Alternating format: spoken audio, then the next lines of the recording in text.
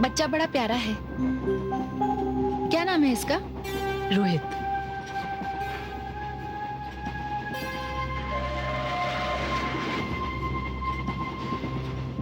आप कहाँ जा रही हैं? बेलापुर। अच्छा, आप बेलापुर में रहती हैं? जी नहीं, मैं नौकरी के लिए जा रही हूँ। आपके हस्बैंड क्या करते हैं?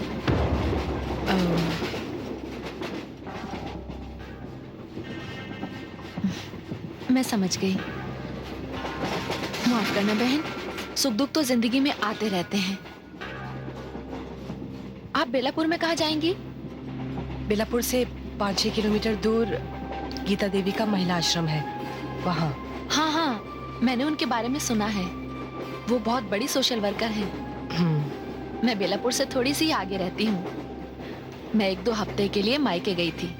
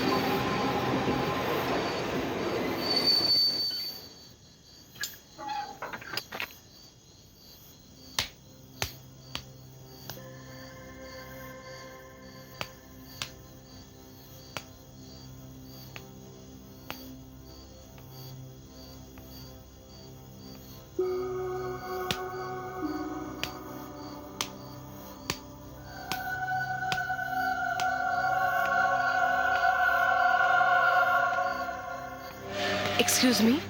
हाँ गीता महिला आश्रम कहाँ है? हाँ, यहाँ से 4-5 किलोमीटर की दूरी पर है, लेकिन इस छोटे स्टेशन से इस वक्त कोई सवारी नहीं मिलेगी।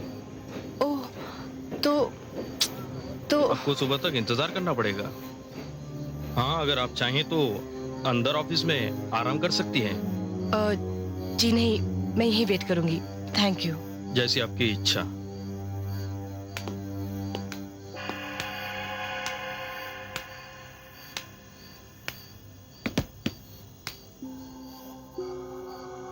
अब हम क्या करेंगे मम्मी?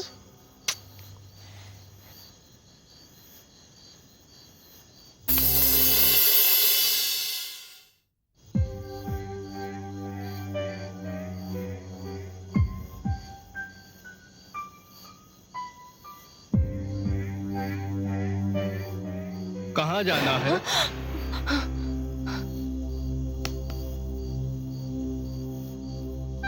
कहाँ जाना है? गीता आश्रम। बाहर कोई टैक्सी मिलेगी? टैक्सी तो नहीं है, मेरा टांगा है। चलेंगी? मैं छोड़ दूंगा। तुम जानते हो कि गीता आश्रम कहाँ है? हाँ, रात बेरात सवारियां लेकर जाता रहता हूँ। अच्छा, किराया कितना? मैं वक्त का नाजायज फायदा नहीं उठाता। दिन हो या रात, मेरा तो बंधा किराया है 50 रुपया। ठीक है, तो चलिए।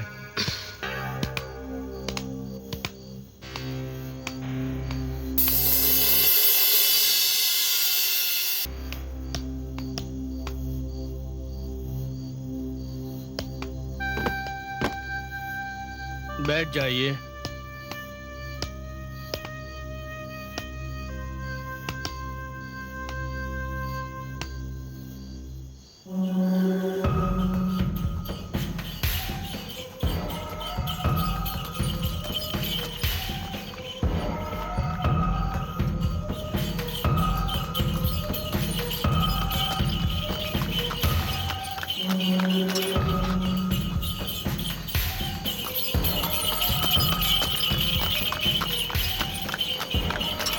आश्रम कितनी दूर है? बस थोड़ी ही दूर है।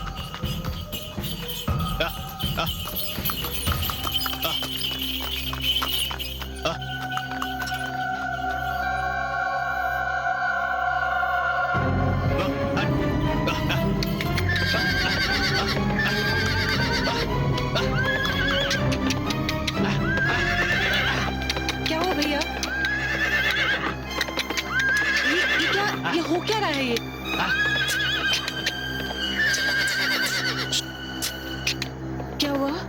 पता नहीं, घोड़ा आगे बढ़ता ही नहीं। जबरदस्ती करूंगा तो भी दक जाएगा, बेकाबू भी हो सकता है। अब आगे आपको पैदल ही जाना होगा। लेकिन इतनी भयानक और अंधेरी रात में? नहीं नहीं, आश्रम बिल्कुल सामने है, वो देखो, वो रहा। अच्छा, ये लो आपके पैसे।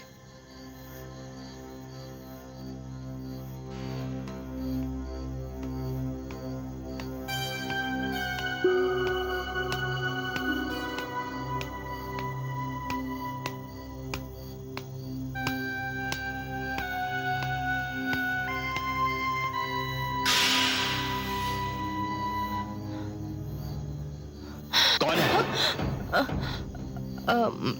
मेरा नाम छाया मलिक है। मुझे इस आश्रम के इंचार्ज की हैसियत से बुलाया गया है। अच्छा अच्छा, नमस्ते। पर आप यहाँ आई कैसे? हाँ? आपने शायद आश्रम को अपने आने की खबर नहीं दी, वरना आपको गाड़ी लेने चली आती। खैर कोई बात नहीं, आइए आइए आइए।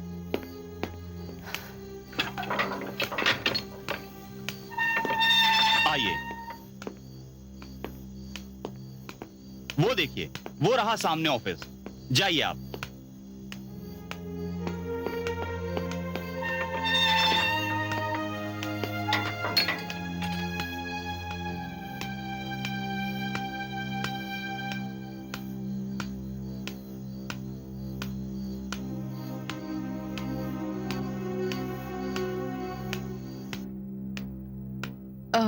क्या मैं अंदर आ सकती हूँ?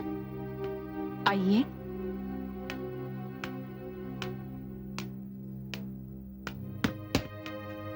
नमस्ते, मेरा नाम छाया मलिक है। मुझे गीता जी से मिलना है।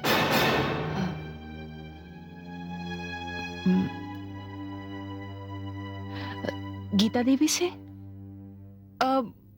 मेरे पास अपॉइंटमेंट लेटर है।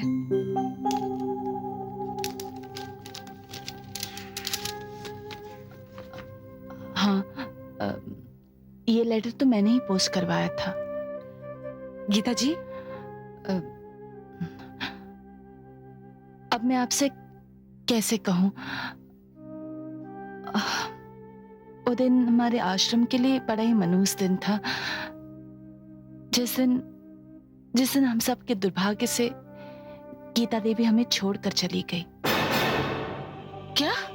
हाँ बहन, आज 12 दिन हो गए उनकी मृत्यु को।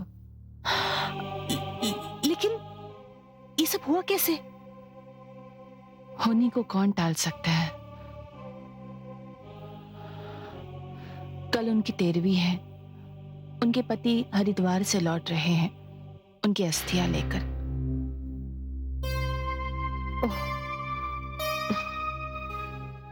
देखिए बहन जी, अब इस छोटे बच्चे के साथ मैं इतनी रात को कहाँ जाऊंगी? आप आज की रात हमें यहीं ठहरने दीजिए, हम कल सुबह वापस चले जाएंगे। अरे आप ये क्या कह रही हैं? जी, अब जब नौकरी देने वाली ही नहीं रही तो नौकरी देने वाली भले ही न रही हो, लेकिन उन्होंने जिसे अपॉइंट किया है, इंचार्ज तो उसी को बनना है। उनका फैसला टालने की हिम्मत किसी में भी नहीं। आपको कहीं भी जाने की जरूरत नहीं, आप यहीं पर रहोगी। चलिए, मैं आपको आपका रूम दिखाती हूँ। Thank you. चलो।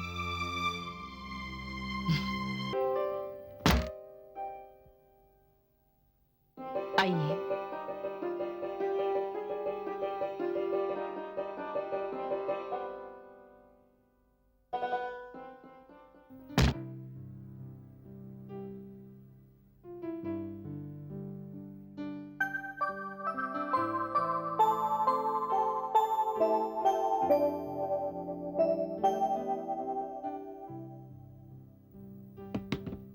मम्मी कितने अच्छे खिलौने हैं ना।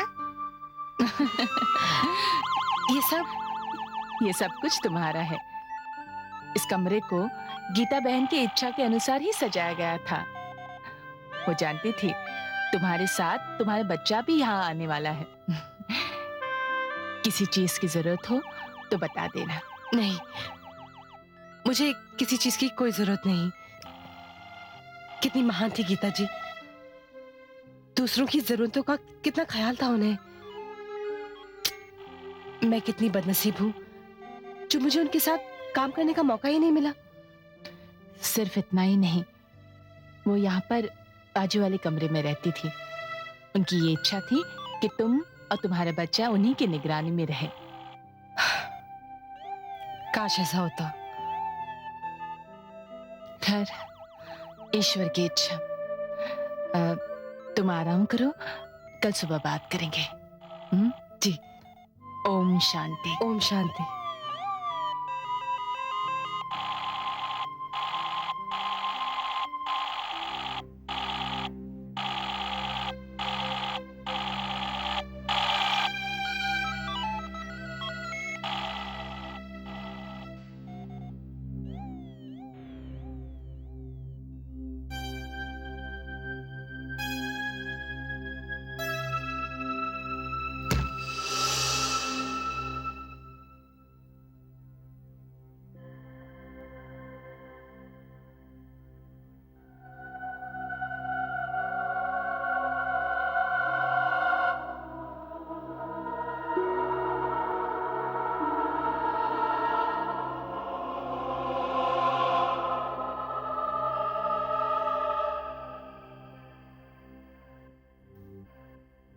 गीता जी, वैसे तो इस दुनिया में सदा रहने के लिए कोई नहीं आता, लेकिन जिस तरह आप इस दुनिया से चली गई, वैसे कोई जाता भी तो नहीं है। मुझे आपके साथ मेरी पहली मुलाकात अच्छी तरह याद है। आपका वो रह रहकर मुस्कुराता हुआ चेहरा मेरे सामने आता है। पता नहीं अब इन हालात में मैं यहाँ रह पाऊंगी या नहीं। तुम्हें यहीं रहना है। गीता के इस आश्रम को तुम्हारी जरूरत।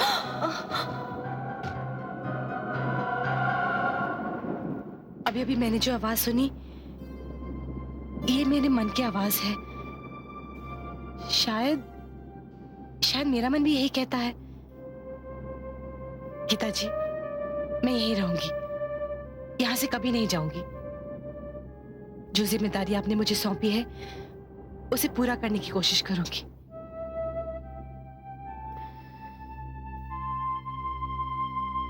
छाया बहन,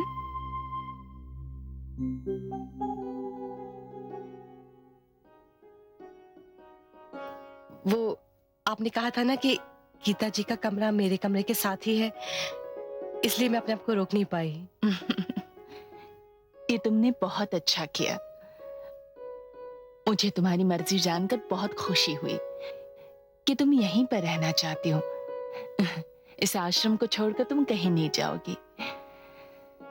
सच, इस आश्रम को तुम्हारे जैसे मजबूत इरादों वाले इंसान की जरूरत है। गीता बहन ने तुम्हारा चुनाव करके बहुत ही सही फैसला किया था। लो, अब से तुम इन वस्त्रों का परिधान करोगी। ठीक है, जाओ आराम करो।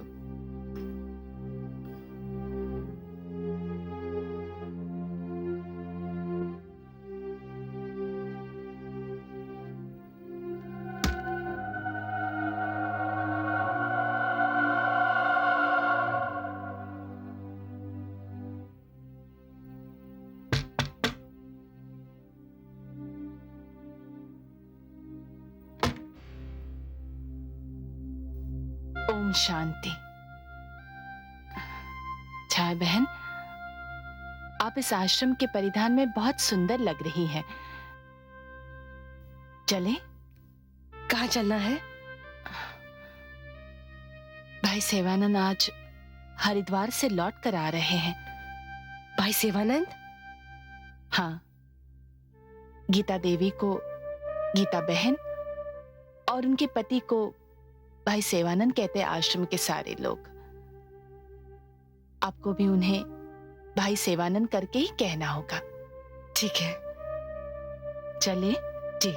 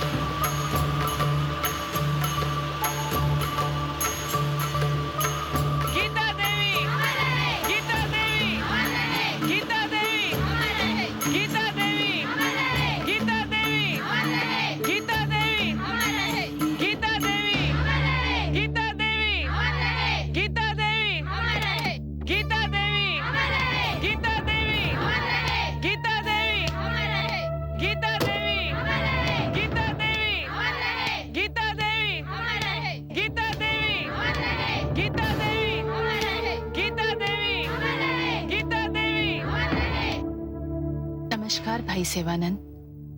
नमस्कार। ये लीजिए गंगा जल। भाई सेवानंद, अब इस आश्रम को चलाने के लिए एक नई इंचार्ज आई है। आप इस कलश को उन्हीं के हाथ में सौंप दीजिए।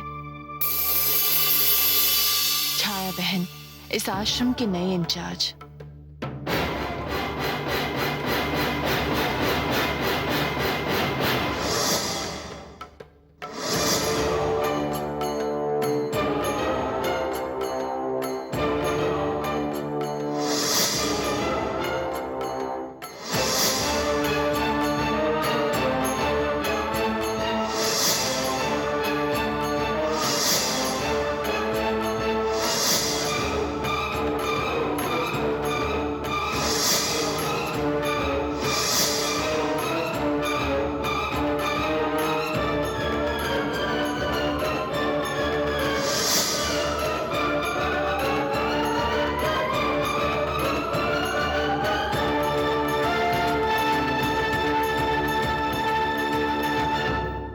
बहन, गंगा जल का कलश ले लो।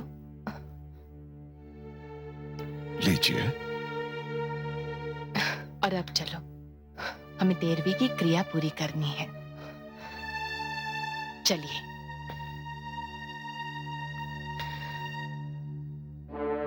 ओम शांति, ओम शांति।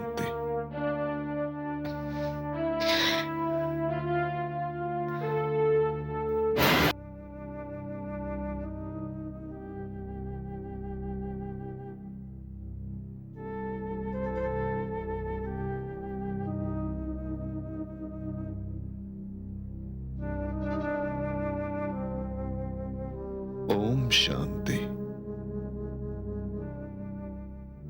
आश्रम वासियों, कहने को तो आज क्रिया का अंतिम दिन है, पर मैं ये मानता हूं कि आज उस महान कार्य की शुरुआत का दिन है जिसे स्वर्गीय गीता देवी अधूरा छोड़कर चली गई। कहने को तो गीता देवी हम सब की आंखों से ओझल हो गई, फिर भी वो हैं। गीता देवी ने दीन दुखियों की सेवा का जो बीड़ा उठाया था, ये गीता आश्रम उसी का जीता जागता उदाहरण है। गीता देवी यहां के चप्पे चप्पे पर मौजूद हैं। गीता देवी हम सबकी आंखों में है, हम सबके दिलों में है। अगर हम गीता को सच्चे दिल से चाहते हैं तो उसके लिए सच्ची श्रद्धांजलि यही होगी कि हम उसके द्वारा शुरू की गई सेवाओं को उसी की इच्छा अनुसार चलाते रहें। यह आश्रम गीता की संतान है। इसी आश्रम में कहीं उसकी आत्मा बसती है। तो आइए हम सब मिलकर भगवान से प्रार्थना करते हैं कि भगवान गीता की आत्मा को शांति दे।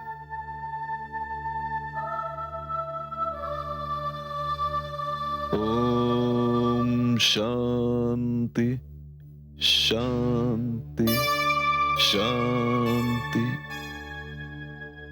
ओम शांति शांति।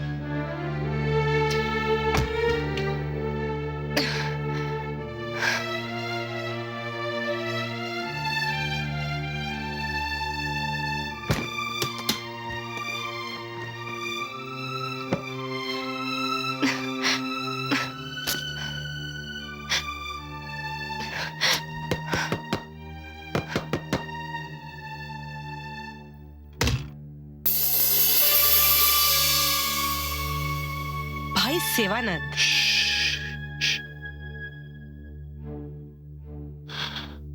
अरे बिना किसी शोर शराबे के मैं तुमसे कुछ बात करना चाहता हूँ। लेकिन मैं देखो, अगर तुम शोर मचाओगी तो इसका नुकसान तुम्हें ही होगा, और मैं ये हरगिज नहीं चाहूंगा। बस थोड़ी देर के लिए मेरी बात सुन लो, उसके बाद जो जी मैं कहना, जो जी मैं करता। हाँ? हाँ।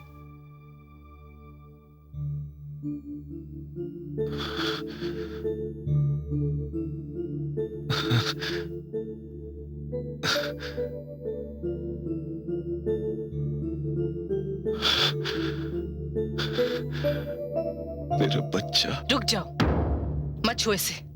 इसे छूने का अधिकार तुमने खो दिया है। क्यों? ये मेरा भी तो बेटा है। ये कहते हुए तुम्हें शर्म नहीं आती? उन हालात में अपनी बीवी को छोड़ के गए जिनमें उसे अपनी पति की सबसे ज्यादा जरूरत होती है। क्या दोष था मेरा? हाँ, क्या दोष था मेरा? ये कि मैंने तुमसे प्यार किया, तुम्हारे लिए अपना घर बार, अपने माँ बाप सबको त्याग दिया, यही दोष था मेरा? बैंगलोर जाने का बहाना करके घर से यूं निकल गए तो कभी घर लौट कर आए नहीं। किसके किसके भरोसे छोड़ के गए थे मुझे? तुम्हारी सारी शिकायतें वाजिब है छाया। मैं तुम्हारा गुनहगार हूं। गुनहगार, ये शब्द कहकर हर चीज से मुक्ति पा लेना चाहते हो तुम? हाँ? लेकिन तुमने इससे भी बड़ा एक और गुनाह किया है। एक बीवी के जिंदा रहते हुए दूसरी औरत से शादी की है तुमने, और वो भी उस औरत से जो इतनी महान थी। तुमने मुझे नहीं, उस नेक और शरीफ औरत को भी धोखा दिया है। तुम मेरे ही नहीं बल्कि कानून की नजर में भी गुनहगार हो, मुजरिम हो। सच है, बिल्कुल सच। मैं कानून का भी मुजरिम हूं, तुम्हारा भी मुजरिम हूं, और गीता का भी मुजरिम हूं। बिल्कुल सच है। पर छाया, मैं क्या करता? बचपन से पैसे की तंगी ने मुझे चैन से जीने ही नहीं दिया। जब तुम मेरी जिंदगी में आई और जब ये बच्चा हमारी जिंदगी में आने वाला था, तब मेरा ज़मीर, मेरी आत्मा मुझे रह रहकर कहती थी कि मैं तुम लोगों को वो खुशियां नहीं दे सकता जिसके तुम हकदार हो। हाँ, और इसलिए उस शहर में तुमने मुझे एक बच्चा देकर दर दर की ठोकरें खाने के लिए छोड़ दिया। वाह वाह रे तुम्हारा ज़मीर, वाह रे तुम्हारी आत्मा। मैं सचमुच शहर से यही सोचकर निकला था छाया कि मैं इतना रुपया कमाऊंगा जिससे अपनी बीवी और बच्चे के लिए दुनिया की सारी खुशियां खरीद सकूं। पर किस्मत को कुछ और ही मंजूर था। मैं एक भयानक हादसे का शिकार हो गया। एक ऐसा हादसा जो मेरी जान भी ले सकता था। ऐसे वक्त में गीता मुझे जख्मी हालत में सड़क से उठाकर आश्रम में ले आई। उसने मेरा इलाज किया, मेरी सेवा की। जब मुझे होश आया तो मैं अपनी याददाश्त खो चुका था। धीरे धीरे मेरी हालत संभलने लगी, पर मेरी याददाश्त वापस नहीं आई।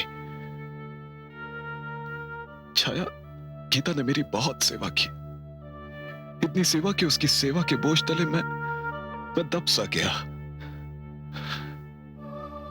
गीता से मेरा विवाह हो गया और मैं सुधीर मलिक से सेवानंद बन गया।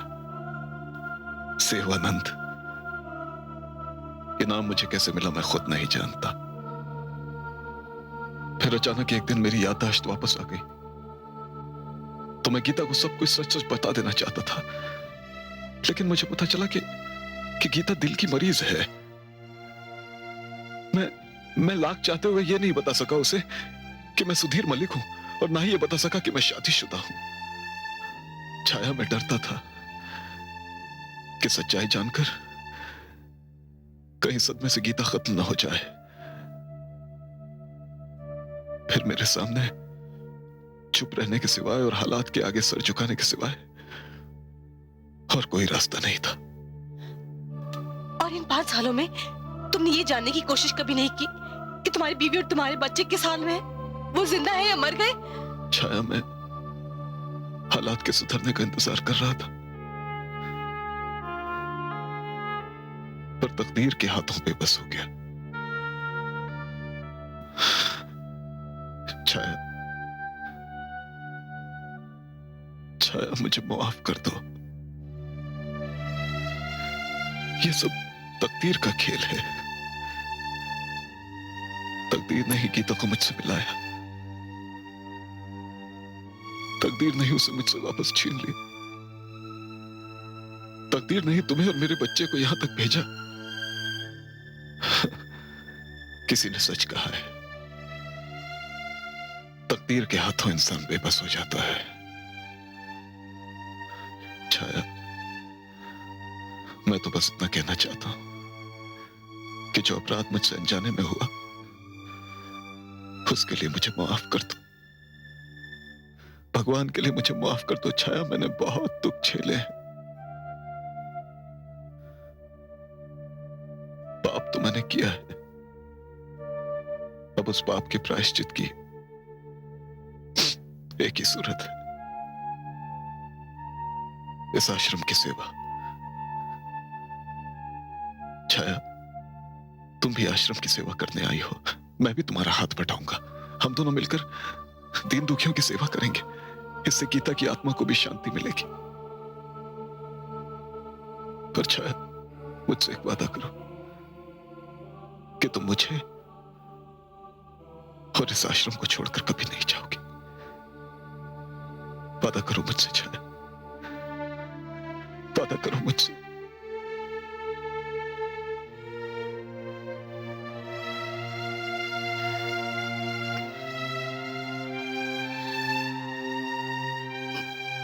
मुझे सोचने का थोड़ा वक्त चाहिए। ठीक है, चाहे जितना वक्त लो छाया, पर इतना याद रखना कि तुम्हें यहां गीता ने बुलाया है, और शायद यही भगवान की इच्छा है।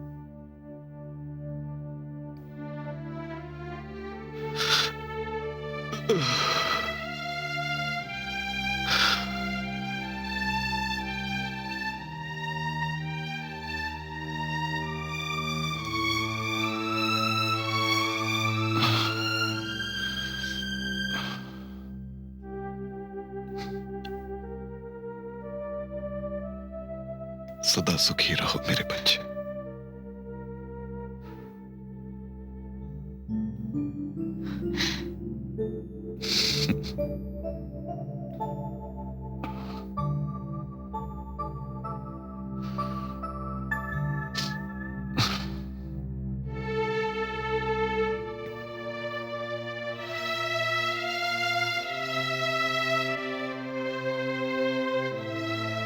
अच्छा, मैं चलता हूं, तुम आराम कर लो।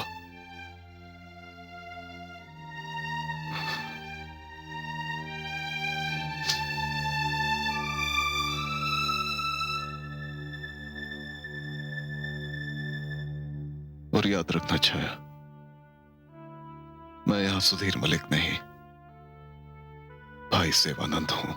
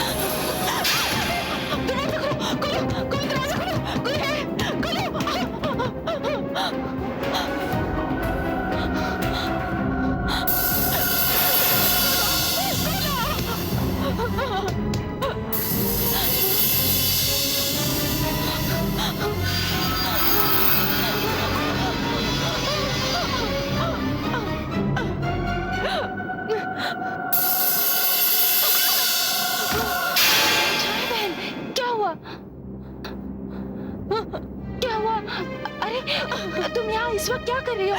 तुम्हें तो अपने बच्चे के साथ होना चाहिए था ना। वो गीता जी की तस्वीर। क्या क्या हुआ गीता बहन की तस्वीर को? फ्रेम में नहीं है, फ्रेम खाली है। छाया बहन क्या बात कर रही हो? देखो तस्वीर तो वैसे की वैसी है। हाँ?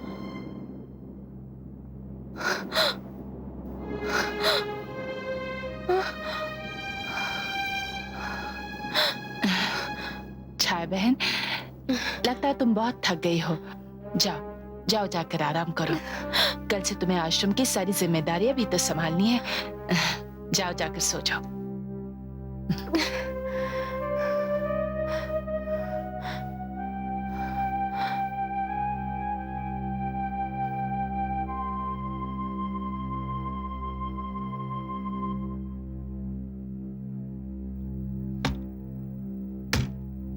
ओम शांति।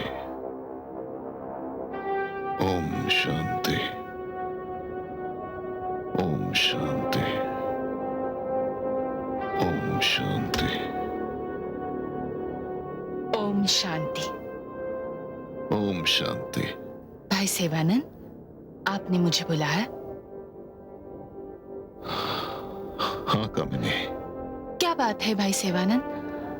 आप बड़े परेशान लग रहे हो। मेरी परेशानी का सबब आश्रम की वो नई इंचार्ज है, वो औरत। परंतु छाया बहन की अपॉइंटमेंट तो गीता बहन ने स्वयं की थी। तब गीता जिंदा थी कामिनी, गीता जिंदा थी।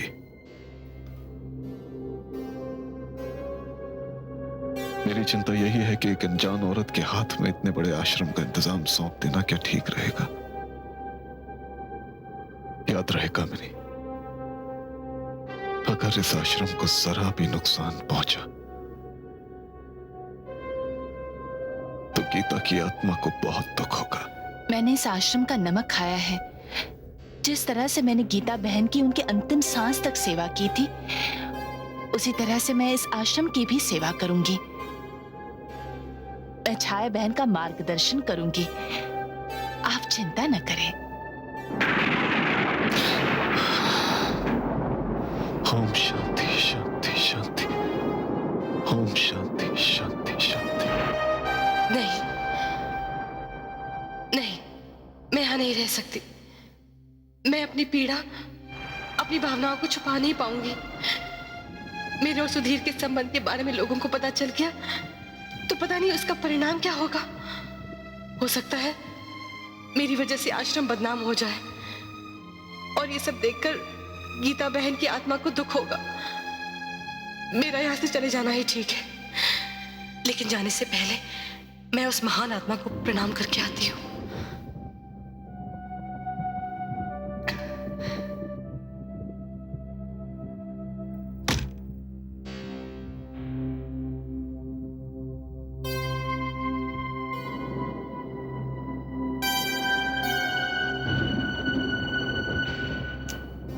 गीता जी, मैं आई तो थी इस आश्रम की सेवा करने, मगर मैं ये बात दुनिया के सामने नहीं आने देना चाहती कि मेरा पति ही आपका पति है, क्योंकि हो सकता है ये बात आपकी रुसवाई का कारण बन जाए। इसलिए मैं आश्रम छोड़ के जा रही हूँ।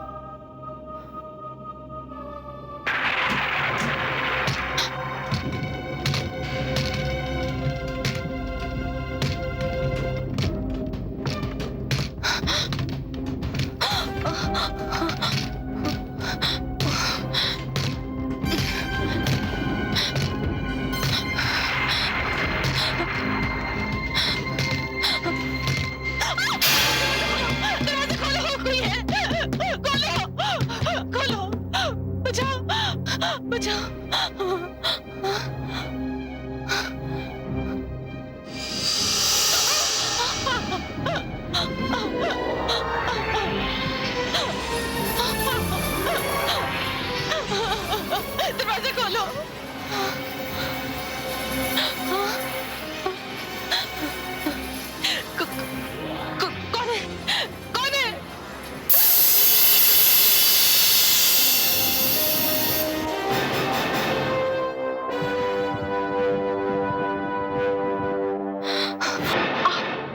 हाँ, मैं गीता अपनी अशांत आत्मा की शांति ढूंढने के लिए तुम्हारे पास आई हूँ। नहीं नहीं, ये सच नहीं है। ये सच है छाया, मैं गीता की आत्मा हूँ। लेकिन मैंने तो सुना है कि जो कुदरती मौत मरते हैं उनकी आत्माएं नहीं भटकती। नहीं छाया, मैं कुदरती मौत नहीं मरी। मेरी मौत दम घुटने से नहीं हुई, मुझे धीरे धीरे जहर देकर मारा गया। क्या? हाँ, कौन है आपकी मौत का जिम्मेदार? वही जिसकी मैं सुहागिन थी, यानी सुधीर मलिक उर्फ भाई सेवानंद। उसका यहां आने का सिर्फ एक ही मकसद था, मेरी दौलत हत्याना। उसने शराफत का ढोंग करके मुझसे शादी की। दवाई के नाम पर उसने धीरे धीरे मुझे जहर देना शुरू किया और उसकी साजिश से बेखबर एक दिन मैं मौत की नींद सो गई।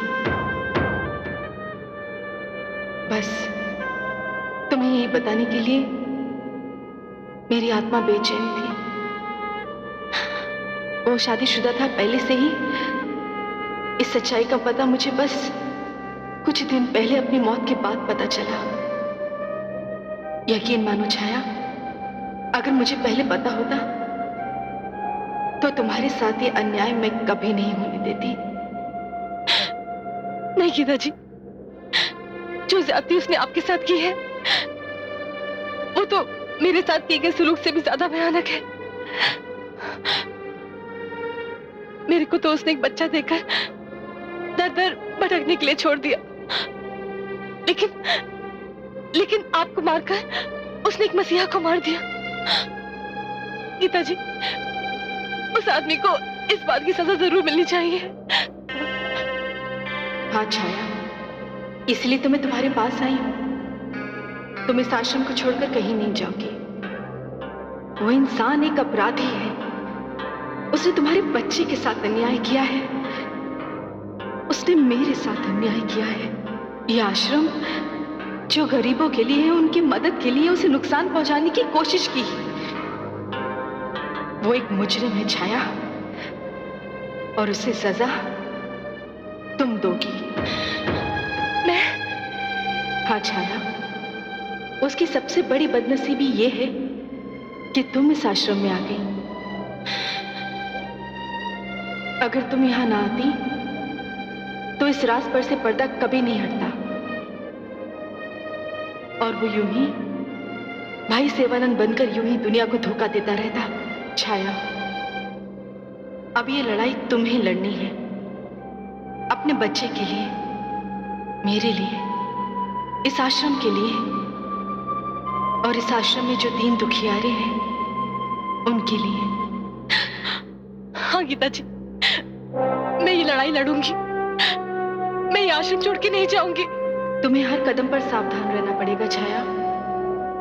वो इंसान बहुत खतरनाक है। जो एक खून कर सकता है वो दूसरा भी खून कर सकता है। गीता जी, अब मुझे अंजाम की कोई परवाह नहीं। नहीं छाया, तुम्हें अंजाम की परवाह करनी पड़ेगी, क्योंकि तुम अकेली नहीं हो। तुम्हारे साथ तुम्हारा बच्चा है। अब ये लड़ाई कैसे लड़नी है ये मैं तय करूंगी। बस तुम्हें मेरा साथ देना होगा। ठीक है, अब आप जैसे बोलेंगी मैं वैसे करूंगी। ओम शांति।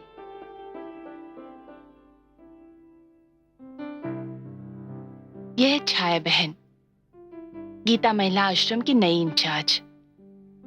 और छाया बहन, ये है हमारे आश्रम के ट्रस्टीज। ये है उमा नमस्कार। देवी, ये आशा बहन, नमस्ते। ये है नमस्ते। मनसुख भाई और ये है नमस्ते। ममता जी। बैठिए।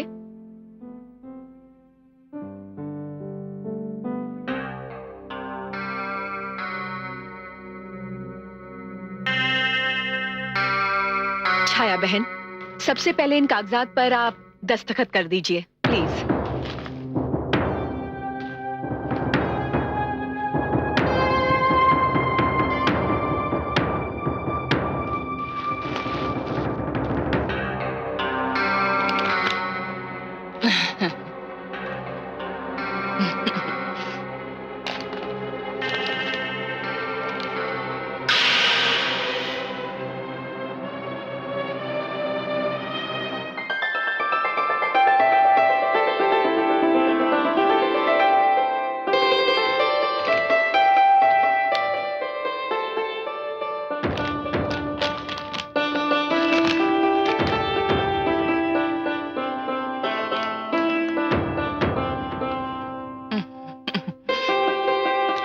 बधाई हो, बधाई हो, बधाई हो, बधाई हो। छाया बहन, इन कागजात पर दस्तखत करके न केवल आप इस आश्रम की इंचार्ज हैं, बल्कि इस आश्रम के बारे में सारे फैसले करने का अधिकार आपको मिल गया।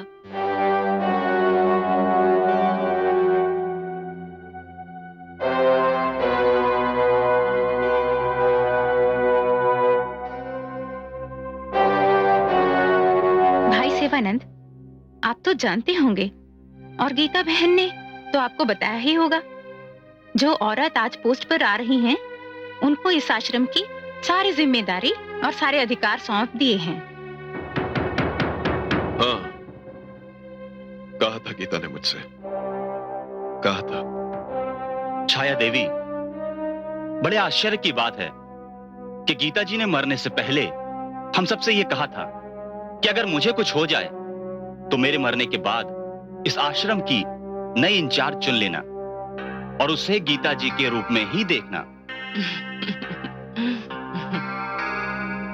और उन्होंने ये भी कहा था कि आपको गीता के रूप में नई इंचार्ज मिल जाएगी। छाया बहन, जो विश्वास आपके लिए गीता बहन के मन में था, उसी की वजह से गीता बहन ने ये अधिकार आपको सौंपा है। एक हिसाब से यूं ही समझ लीजिए, गीता बहन ये आश्रम आपके नाम वसीयत करके गई हैं। अब हम ट्रस्टीज भी इन कागजात पर दस्तखत करके गीता बहन की अंतिम इच्छा का सम्मान करते हैं।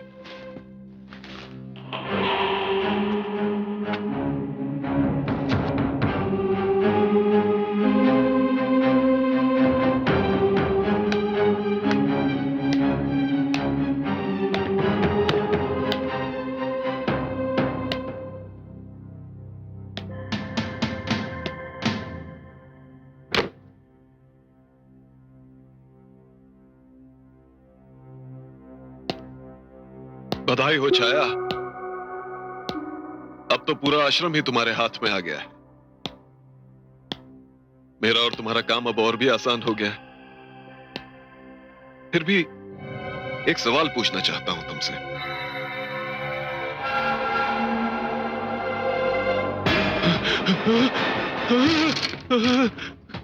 गीता,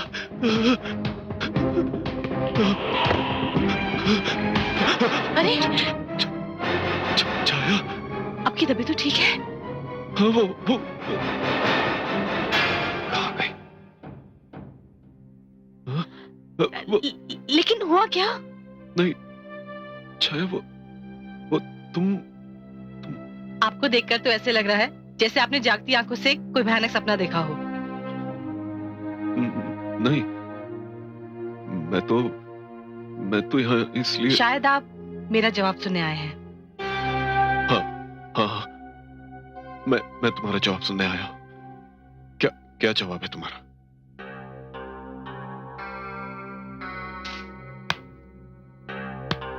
बहुत सोच समझकर मैंने ये फैसला किया है कि मैं आपकी बात मानकर यही रहूं। लेकिन मेरी एक छोटी सी शर्त है। शर्त? कैसी शर्त? आपको मुझे ये लिखकर देना होगा कि गीता की तरह अब आपकी जिंदगी में और कोई औरत नहीं आएगी, क्योंकि मैं पहले भी आपकी बीवी थी, अब भी हूं और आगे भी रहूंगी। क्यों? क्या भरोसा नहीं रहा तुम्हें मुझ पर? एक बार भरोसा टूट चुका है, इसलिए आपको मुझे लिखकर तो देना ही पड़ेगा। छाया, तुम मुझे कुछ सोचने पर मजबूर कर रही हो। अगर आप चाहें तो सोचने के लिए वक्त ले सकते हैं, मुझे कोई जल्दी नहीं है,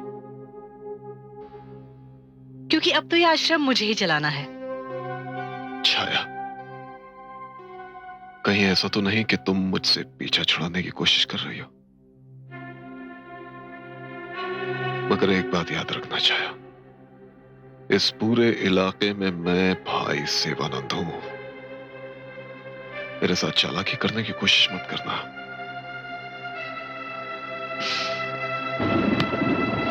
मैं मजबूर, लाचार औरत, मैं क्या चालाकी करूंगी आपके साथ? हाँ, लेकिन आप जितनी जल्दी जवाब देंगे उतना अच्छा है मेरे लिए।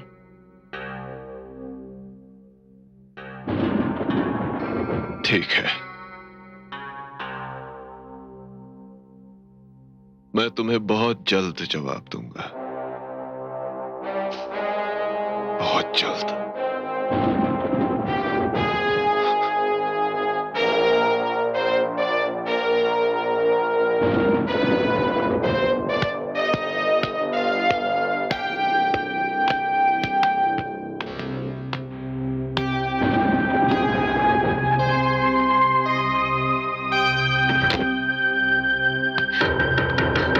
गीता जी, आप? हाँ, तुम्हारे आने से पहले उसने देखा था मुझे। होश उड़ गए थे बेचारे के। यानी कि जो पसीना उसके चेहरे पे था वो आपके खौफ की वजह से था?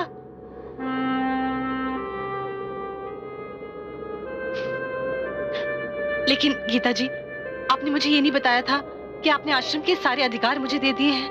हाँ, नहीं बताया था, मगर न जाने क्यों जब तुम्हें पहली बार देखा तो तुम पर विश्वास सा हो गया, और मैंने तभी फैसला कर लिया कि इस आश्रम की इंचार्ज सिर्फ तुम होगी। कुदरत का भी खेल देखो। मुझे क्या पता था कि जिसे मैं इंचार्ज बना रही हूं वो इस आश्रम की असली हकदार है। छाया, तुम्हारा अगला कदम क्या होगा? अब अगला कदम भाई सेवानंद का होगा, और फिर वो होगा जो उसने कभी सोचा भी नहीं है। देखो छाया, जो कुछ भी करना सावधानी के साथ करना, क्योंकि इस आश्रम में उसके वफादारों की कमी नहीं। हम सिर्फ मुंह देखते रह गए और उसने आते ही सारे आश्रम पर कब्जा कर लिया। उसने क्या किया?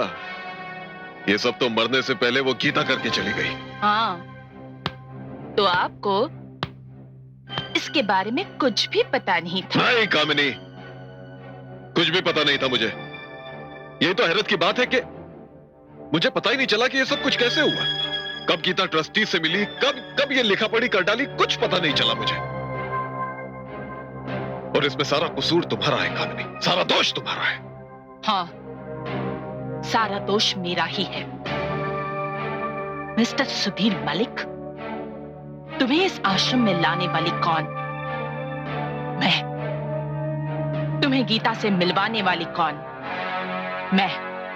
गीता के मन में तुम्हारे लिए विश्वास पैदा करने वाली कौन? मैं। गीता से तुम्हारी शादी करा के इतने बड़े जायदाद का मालिक बनाने वाली कौन? मैं। सुधीर मलिक से भाई सेवानंद बनाने वाली कौन थी? मैं। और गीता के खाने में जहर मिलाने वाली कौन? तुम। हाँ, लेकिन सिर्फ मैं नहीं, इसमें बराबर के हकदार तुम भी हो। और अगर तुमने मुझे डराने की कोशिश की। मैं जानता हूं नागिन की फितरत,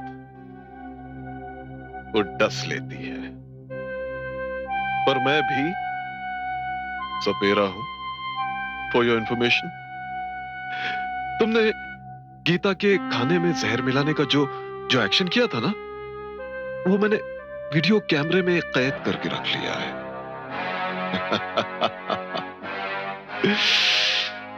बहुत चालू आदमी हूं मैं कामिनी, बहुत चालू आदमी हो।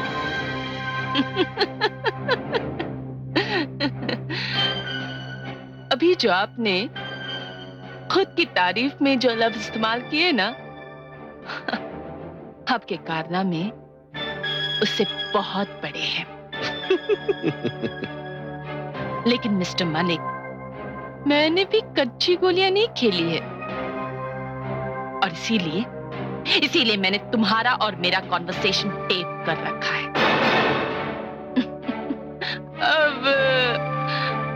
अब तुम अगर सपेरे हो ना, तो मैं भी जहरीली नागिन हूं। इसीलिए जो कुछ भी करना, सोच समझ कर करना। कामिनी, पागल हो गई हो क्या? क्या कर रहे हैं हम लोग? कामिनी, ये सब कुछ गड़बड़ है। ये ठीक नहीं है हम लोगों के लिए। ऐसे वक्त में तो हमें सर जोड़कर सोचना चाहिए। और हम लोग आपस में लड़ रहे हैं? नहीं नहीं, बहुत गलत कर रहे हैं हम लोग। गलत हो जाएगा। तुम ठीक कह रहे हो भाई सेवानंद। अगर हम इस वक्त लड़े तो हमारे सारे किए कराए पर पानी फिर जाएगा। हाँ हाँ, देखो कामिनी, मैंने तुम्हें यहां इसलिए बुलाया है क्योंकि मैं तुमसे पूछना चाहता था कि छाया जो चीज मुझसे राइटिंग में मांग रही है, उसे लिख के दे दूं या नहीं? जरूर दो, लेकिन किसी और के हाथ में अपनी कमजोर रग देने से पहले उसकी दुखती हुई रग को अपने हाथ में लो। हिसाब बराबर। अरे तुम तो महान आत्मा हो कामिनी, महान आत्मा हो तुम। मगर छाया की वो दुखती रग क्या है? सुनो बहन, तुमने मेरी बेटी को देखा क्या? नहीं तो हमने नहीं देखा। नहीं। सुनो बहन, वो मेरा बेटा है ना रोहित, उसको देखा क्या तुमने? नहीं नहीं देखा। मेरी बेटी को देखा, रोहित को देखा? हाँ। ना ना नहीं। अरे बहन, मेरी बेटी को देखा क्या आपने? बहन, रोहित को देखा क्या? नहीं तो। Watchman, watchman, watchman! क्या हुआ छाया बहन? रोहित को देखा क्या आपने? कहीं वो गेट के बाहर तो नहीं चला गया? नहीं, गेट पर हूँ। ऐसे कैसे हो सकता है? मेरे होते हुए आश्रम से बाहर कैसे जा सकता है? आप जाकर देखिए, वो अंदर ही कहीं होगा।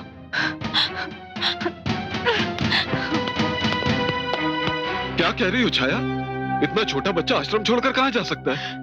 मैंने पूरा आश्रम छान मारा, वो कहीं नहीं मिला। कहीं ऐसे तो नहीं कोई उसे? नहीं नहीं, आश्रम में इतने सारे लोगों की मौजूदगी में ये नामुमकिन है। हमें पुलिस को खबर करनी चाहिए। पुलिस?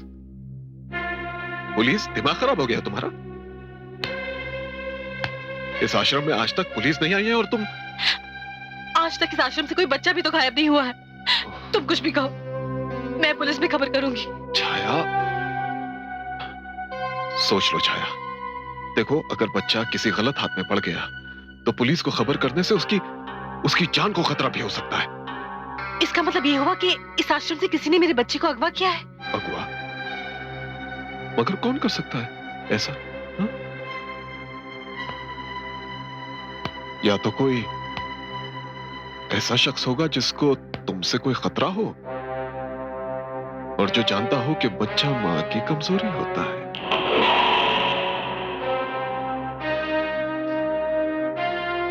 इस आश्रम में सिर्फ एक ही आदमी है जिसको मुझसे खतरा हो सकता है। कौन है वो आदमी? वो आदमी हो तुम। मैं? पागल हो गई हो क्या? छाया, एक बाप अपने बच्चे को अगवा कर सकता है क्या?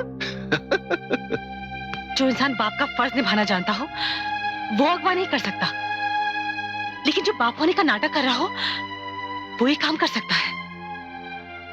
अभी बात मेरी समझ में आई कि जो बात मैंने तुमसे लिखकर मांगी थी उसकी वजह से तुमने हरकत की है।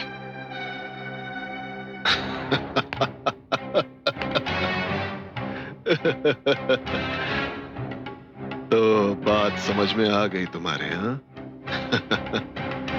छाया, तुमने मेरी दुखती रग पर हाथ रखा, मैंने तुम्हारी। भाई सेवानंद, गद्दी नाली का कीड़ा भी एहसास के मामले में तुमसे अच्छा है। कम से कम वो गद्दी नाली से निकलकर मर तो जाता है, मगर तुम। बकवास बंद करो और मेरी बात गौर से सुनो। तुमने यहां आकर मेरे मंसूबों को खाक में मिला दिया। अब जब तक तुम मेरी बात मानोगी, तुम्हारा बच्चा सही सलामत रहेगा। और अगर तुमने मेरे साथ कोई चाल चलने की कोशिश की, तो नतीजे की जिम्मेदार तुम खुद होगी। ये मत समझना कि आश्रम का सारा कारोबार तुम्हारे हाथ में आ गया तो तुम आसानी से मुझे काबू में कर सकती हो। ये गलतफहमी है तुम्हारी। अगर मेरे बच्चे को कुछ हुआ ना, तो तुम सोच भी नहीं सकते कि मैं क्या कर दूंगी। तुम्हारे बच्चे को तब तक कुछ नहीं होगा जब तक तुम अपनी जुबान बंद रखोगी। मैं हैरान हूं तुम्हारी इस हरकत पर। किस तरह के इंसान हो तुम? तुमने इस महिला आश्रम में भी अपने गुंडे पाल रखे हैं। गुंडे नहीं है, वो तो सेवक है इस आश्रम के। मेरा बच्चा कहाँ है? आखिर तुम चाहते क्या हो? तुम्हें सब कुछ पता चल जाएगा छाया, लेकिन वक्त आने पर। फिलहाल तुम अपने कमरे में जाओ। मैंने कहा ना, जाओ।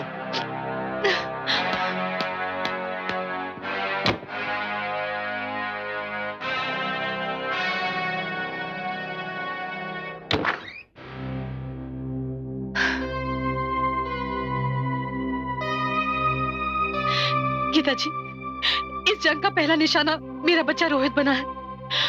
अगर उसे कुछ हो गया ना, तो मेरे जीने का मकसद ही खत्म हो जाएगा।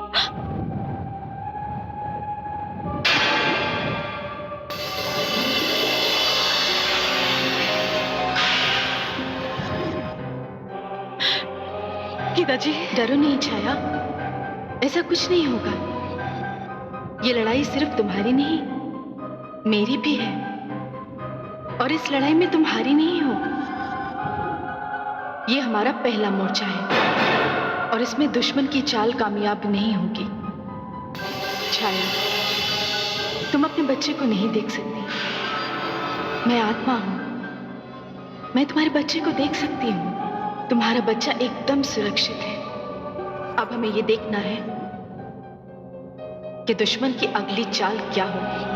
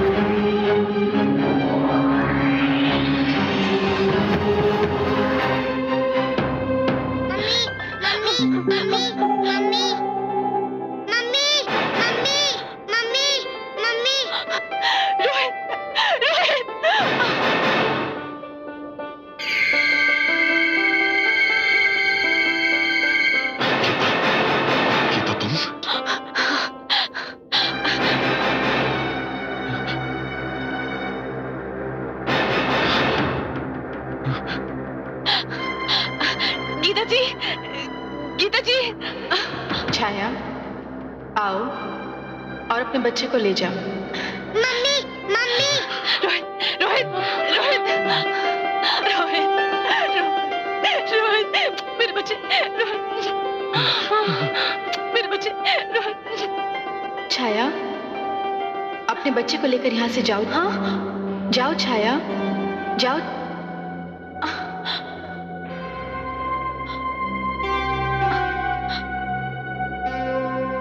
गीता, गीता, गीता, हमें माफ कर दो, हमें माफ कर दो गीता। मुझे मार के ऐसी अशांति दी तूने कि मेरी आत्मा आज तक भटक रही है। जब तक मैं तुझसे अपनी मौत का बदला नहीं ले लूंगी ना, मेरी आत्मा को शांति नहीं मिलेगी।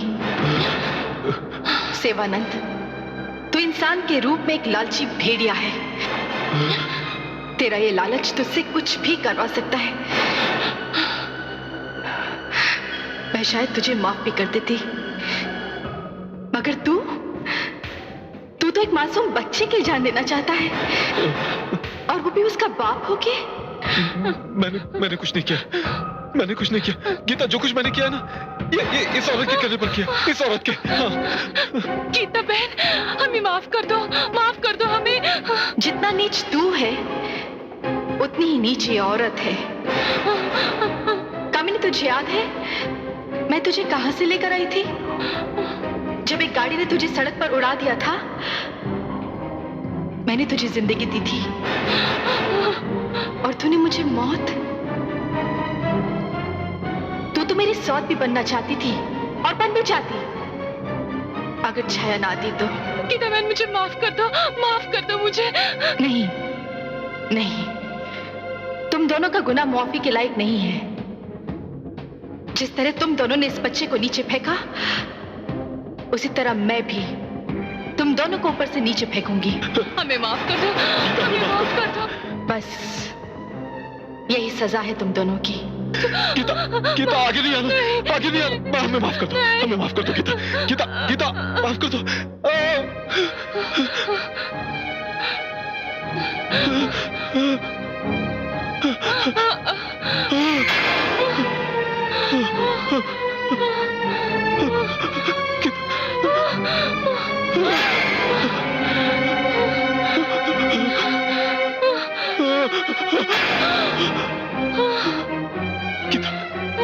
गीता, हमें माफ कर दो गीता,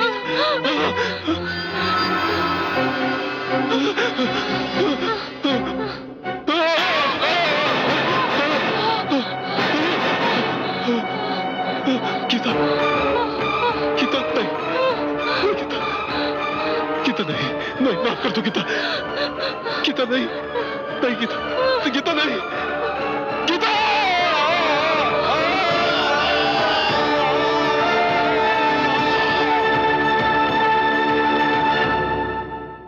हमारा इस एपिसोड का प्रश्न है, गीता देवी की हत्या किसने और कैसे की? प्रश्न एक बार फिर, गीता देवी की हत्या किसने और कैसे की? आपके उत्तर हमें एक प्रतियोगिता पोस्टकार्ड पर अगले शनिवार तक मिल जाने चाहिए। प्रतियोगिता में हमारे निर्णायक मंडल का निर्णय अंतिम एवं सर्वमान्य होगा। इस प्रतियोगिता के 2 विजेता चुने जाएंगे, जिन्हें मिलेगा डाबर हाजमोला स्वाद मस्त हाजमा जबरदस्त और डाबर लाल दंत मंजन जो दे जड़ से मजबूत दांत की तरफ से 5-5 हजार रुपए का नगद पुरस्कार। हमारा पता है आप बीती प्रतियोगिता, reasonable advertising private limited, post box number 6010, नई दिल्ली 110008। हमारी वेबसाइट www.brfilmsindia.com। विजेताओं का नाम जानने के लिए हमारा 41वां एपिसोड देखना ना भूलें। आप बीती खुदकुशी भाग 1 की प्रतियोगिता के विजेता हैं मिसेस आरती सिंघाल, फतेहाबाद 125050 हरियाणा, और आरिफ बेग, भोपाल 462001 से।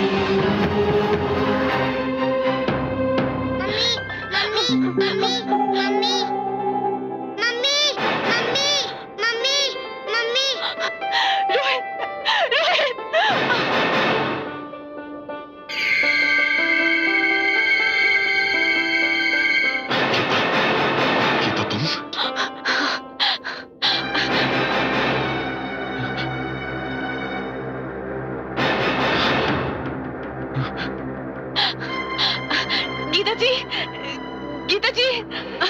छाया, आओ और अपने बच्चे को ले जाओ। मम्मी मम्मी रोहित रोहित रोहित रोहित रोहित, मेरे बच्चे, रोहित मेरे बच्चे, रोहित। छाया, अपने बच्चे को लेकर यहाँ से जाओ। हाँ जाओ छाया, जाओ।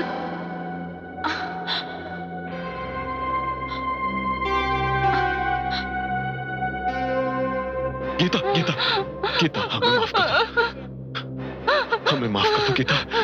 मुझे मार के ऐसी अशांति दी तूने कि मेरी आत्मा आज तक भटक रही है। जब तक मैं तुझसे अपनी मौत का बदला नहीं ले लूंगी ना, मेरी आत्मा को शांति नहीं मिलेगी। सेवानंद, तू इंसान के रूप में एक लालची भेड़िया है। तेरा ये लालच तुझसे कुछ भी करवा सकता है। मैं शायद तुझे माफ भी कर देती, मगर तू तो एक मासूम बच्चे की जान लेना चाहता है, और वो भी उसका बाप होके। मैंने कुछ नहीं किया, मैंने कुछ नहीं किया गीता। जो कुछ मैंने किया ना, ये इस औरत के कहने पर किया, इस औरत के। हाँ। गीता बहन, हमें माफ कर दो हमें। जितना नीच तू है, उतनी ही नीच ये औरत है। कामिनी, तुझे याद है मैं तुझे कहां से लेकर आई थी जब एक गाड़ी ने तुझे सड़क पर उड़ा दिया था? मैंने तुझे जिंदगी दी थी और तूने मुझे मौत। तू तो मेरी सौत भी बनना चाहती थी, और बन भी जाती अगर छाया ना आती तो। गीता बहन, मुझे माफ कर दो मुझे। नहीं नहीं, तुम दोनों का गुनाह माफी के लायक नहीं है। जिस तरह तुम दोनों ने इस बच्चे को नीचे फेंका, उसी तरह मैं भी तुम दोनों को ऊपर से नीचे फेंकूंगी। हमें माफ कर दो, हमें माफ कर दो। बस यही सजा है तुम दोनों की। गीता गीता, आगे नहीं आना, आगे नहीं आना। हमें माफ कर दो, हमें माफ कर दो गीता। गीता गीता, माफ कर दो।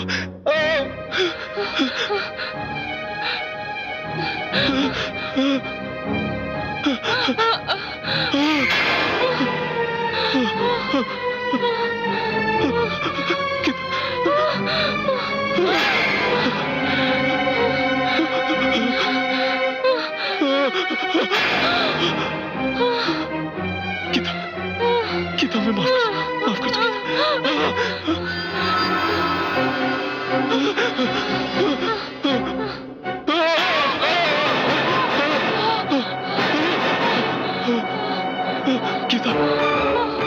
गीता नहीं, गीता नहीं, माफ कर दो गीता। गीता नहीं, गीता नहीं।